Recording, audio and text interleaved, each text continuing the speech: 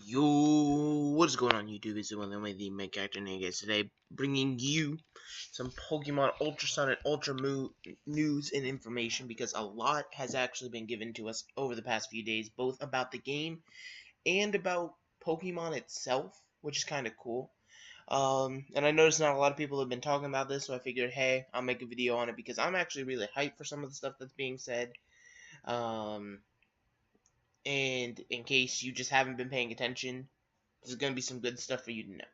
So, this is one of those videos you can just listen to. It's all great. All that fun stuff. Make sure that like button down below. All that fun stuff. But let's dive right in. Now, the first thing, and this is actually some stuff that came up today, is that Ultra Sun and Ultra Moon, the version exclusives will remain the same. So you can only get, like, for example, Turtonator is Sun, Drampa is Moon, things like that. Like, the version exclusives are still there. It's not like you can catch everything. So you will basically need both copies of the game. Now, they did an interview with, hold on, I have Cerebi open right now. Let me try to find the name of the magazine. It is Famitsu. I don't know if I pronounced that right, but it is a interview that they did with a magazine in Japan, or it could be a TV show. I don't honestly know. But pretty much they confirmed a few different details.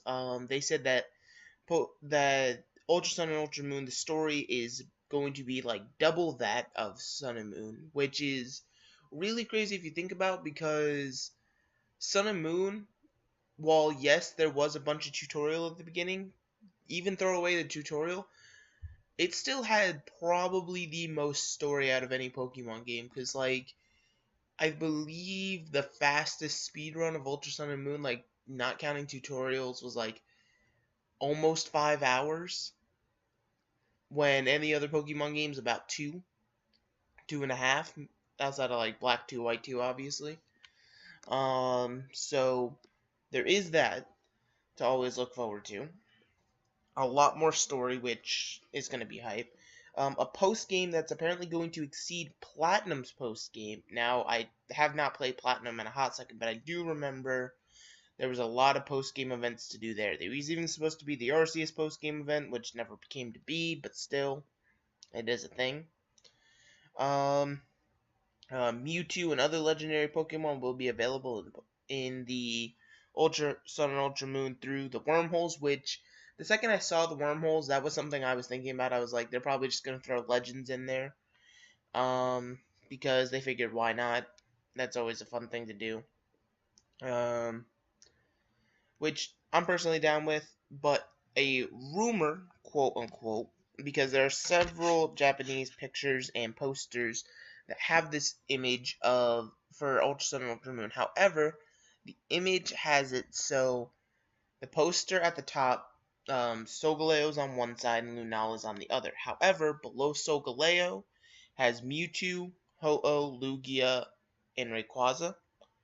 And then the picture on the Lunala side, underneath it has Giratina, I think it was Kyurem, and Zygarde. So possibly region exclusive or game exclusive for what legendaries you can catch post game. I don't know why they would split it up like 1st through 3rd gen, then 4th through 6th gen, but kind of sort of, it's a thing, it's possible, all that fun stuff. Yeah, and then also, but that's all, well, that's not all the in-game stuff, there's other stuff I can talk about, but then the thing to kind of wrap this up, I keep trying to say wrap this up, just, I can't think, ignore me. The game producer, I cannot say his name, Shigeru Omori, has also confirmed that Pokemon Ultra Sun and Ultra Moon will be the final main series Pokemon games on the Nintendo 3DS. So, this is it for the 3DS. Which means broke people like me, we gotta go cop a Switch. Starting next year. Which is kinda cool.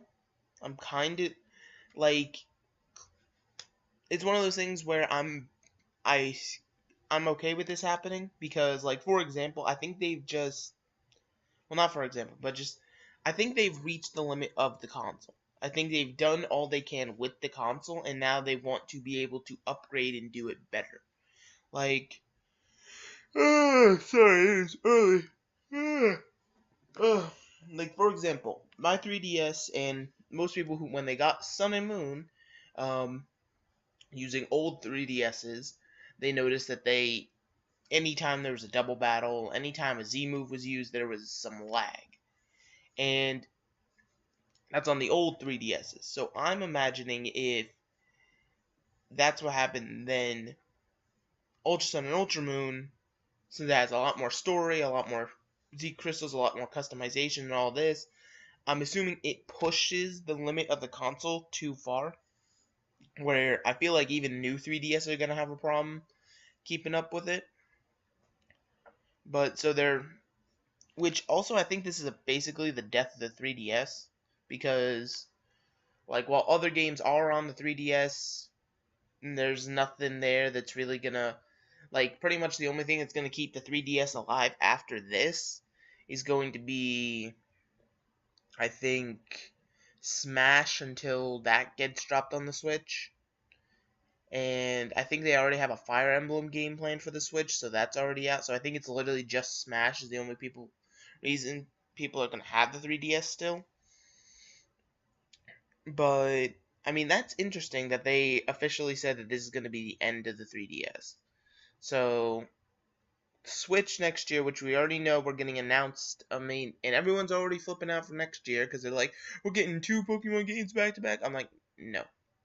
Well, technically we are from last year and this year, but no, we're not getting a game next year.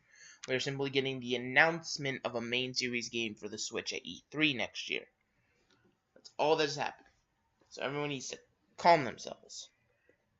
Calm themselves. But I don't know, it's just kind of interesting. And then also a few more rumor leaks. Take these with a grain of salt. Everything I told you before this was official fact. What I'm about to tell you is a grain of salt, but it's a very big grain of salt as it came from the Chinese hacker known as the Riddler, or Chinese leaker known as the Riddler. And before Sun and Moon dropped, he leaked quite a bit of information that turned out to be true. So he has a little bit of credibility built up with him. But once again, it's just rumor. It's just his word, so take it with a grain of salt. The things that he said, he did not say a lot, but he did say a few things, including that all of the former teams will return at some point, or team bosses will return at some point. Then what's it called? He said, I can't remember because I don't have it pulled up. He said the thing about the team bosses, then he also said a new Alolan form for a grass poison Pokemon from Gen 1. It is believed to be Oddish, but he says he doesn't know.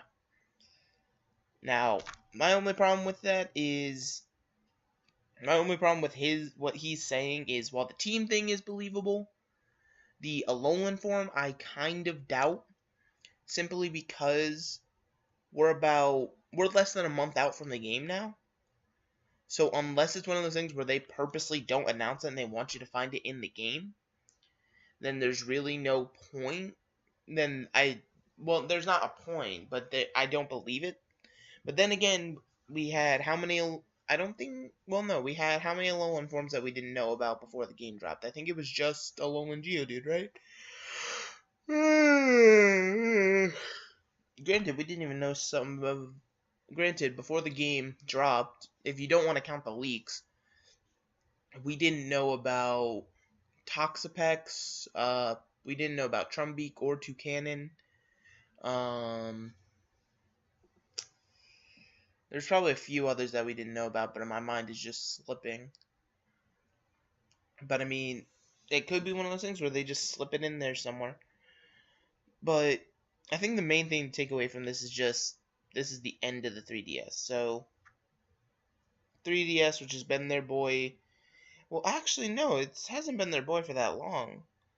In fact, they actually got quite a bit of use out of the 3DS while they had it. 'Cause you got to keep in mind, you had what?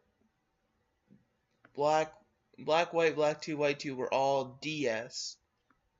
3DS was X, what? 3DS was essentially 6 and 7 gen, which they normally only do. Well, actually, recently they've been doing that because they've gotten. Yeah, they did the same thing with the DS where they get 2 generations out of the. They get 2 generations worth out of the console before it's done.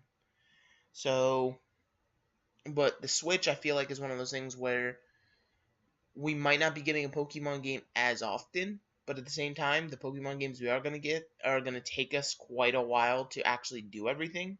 So I'm hyped for it, but at the same time, it's like, I don't know. I don't know. And then lastly, this isn't Ultra Sun or Ultra Moon news, but this is Pokemon Go news, and I know the game's dead, but hey, I'm still hyped for it because the Halloween event this year for Pokemon Go has announced the appearance of certain Gen 3 Pokemon, including Shuppet, Bayonet, Duskull, Dusclops, um, is that it? Oh, and Sableye. But, and you can also get a Mimikyu hat. So anyway, that has been my news of the day for you guys. If you guys did enjoy, make sure that like button down below, comment a comment if you so choose, and of course subscribe if you're new here to keep up with all the stuff here up on the channel. But until next time, this is going to be the Meg Actor signing